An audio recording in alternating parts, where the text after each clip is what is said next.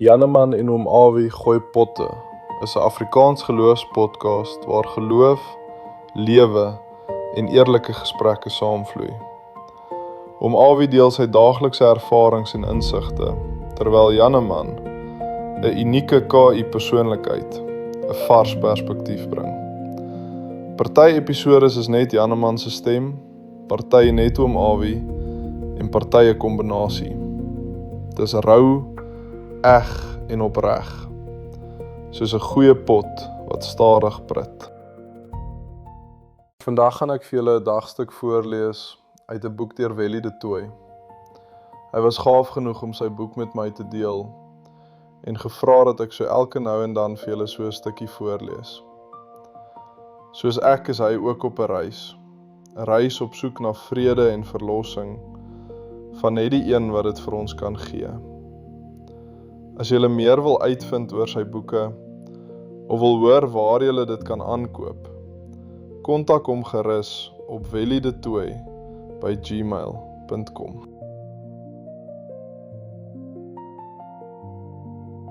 Jou alarm gaan 6 uur af. Jy druk dit vinnig dood, sodat dit nie jou huismense wakker maak nie. Jy tel jou selfoon van jou bedkassie op. Dit was op silent vir die nag. Jy sien jy het 7 nuwe e-posse. 'n vriend van jou het getweet, "Being cut off from internet is like dying in a way." Jy staan op, maak die kamerdeur oop, dan onthou jy dat jy eers die alarm moet afsit in die res van die huis. Jy tel jou selfoon, iPad en laptop op en neem dit saam kombuis toe. Vir veiligheid neem jy dit saam kamer toe. Jy gooi gou 'n pakkie kitspap in 'n bietjie water en sit dit in die mikrogolf. Jy stel gou jou dekodeerder, want jy gaan nie vanaand tyd hê om jou sepies en die nuus te kyk nie. Om die waarheid te sê, jy het ook nog nie laasweek se 15 episodes gekyk nie. Jy skakel jou laptop aan en wonder of jy nie 'n Conrensa see moet drink nie. Jy voel 'n bietjie verkouerig. Jy haal 'n tablet uit. Gooi dit in 'n halwe glas water en sit dit langs jou rekenaar neer. Jy hoor hoe bruis die tablet. Jou selfoon beep. Dis 'n reminder. Jou niggie Chloe van PE verjaar vandag. Jy gaan haar sommer nou 'n WhatsApp stuur. As die dag eers begin het, gaan jy dit vergeet. Eintlik moet jy haar bel, maar jy sien nie nou daarvoor kans nie. Sy bel jou elke jaar op jou verjaarsdag. Jy het nie nou lus vir 'n lang gesprek nie. Sy het nie einde nie. Jy maak Facebook oop op jou rekenaar en sien jy het 8 nuwe inbox messages, 5 friend requests, 27 notifications en 2 groepe op Facebook wil hê dat jy by hulle sal aansluit. Freedom for China en arm blankes in die Vaaldriehoek. Ping, maak die mikrogolf. Terwyl jy jou kitspap eet, wonder jy hoe jy die 1,3 miljard Chinese hier vanuit jou huis gaan help bevry. Dit gaan geen geringe taak wees nie. En die arm blankes van die Vaaldriehoek, jy wonder of hulle rekenaars besit. 'n Blokkie flits op jou rekenaar. Jou data is amper op. Jy gaan sommer gou data koop deur jou foon. Jy tik in sterretjie 135 hash en kies uit die 9 opsies, opsie 2, data. Dan is daar weer 9 opsies, jy kies weer opsie 2, buy. Jy sien so uit na die fiber wat in jou straat geïnstalleer gaan word. Dit gaan dinge daarom baie makliker maak. Dan sê jou foon, connection failed, MMI code. Jy probeer weer. Die derde keer kry jy 3 GB data gekoop vir R229. Dit behoort jou deur die res van die maand te help. Daar was te veel maand oor aan die einde van jou data. Jy sit die ketel aan vir koffie. Jou oog val op die prepaid meter bo die ketel. Daar is net 27,8 eenhede oor. Dit is jou taak om te sorg dat daar altyd genoeg eenhede op is. Jy Google gou die stad se website. Tik jou e-posadres en jou paswoord in. Gaan dan na prepaid electricity. Jy koop R500 se eenhede. Jy neem met jou foon 'n foto van die 20 syferkode. Jy vergroot die foto so bietjie dat jy goed kan sien wanneer jy dit intik. Jy tik dit op die meter in. Sort dit.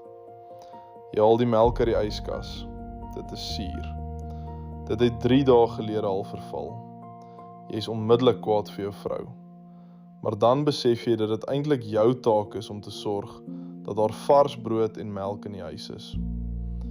Jy hou nie van swart koffie nie. Dit is nou 6:50. Oral om jou is horlosies. Die rekenaar, die selfoon, die dekodeerder, die mikrogolf, die iPad en die groot horlosie wat jou vrou by Crazy Store gekoop het, hang teen die kombuismuur. Jy neem jou rekenaar saam met jou swart koffie en gaan sit in die sitkamer. Jy aanvaar die 5 friend requests. Jy het nou 4311 friends op Facebook. Jy wonder hoeveel ken jy regtig? Dis nou net voor 7 uur. Jy wonder of jy gou die nuus sal luister op RSG, of Bok Radio, of Radio Helderberg, of Radio Diza, of Radio Oeverberg, of Lekker FM. Op jou vol DStv pakket vind jy al hierdie stasies maklik.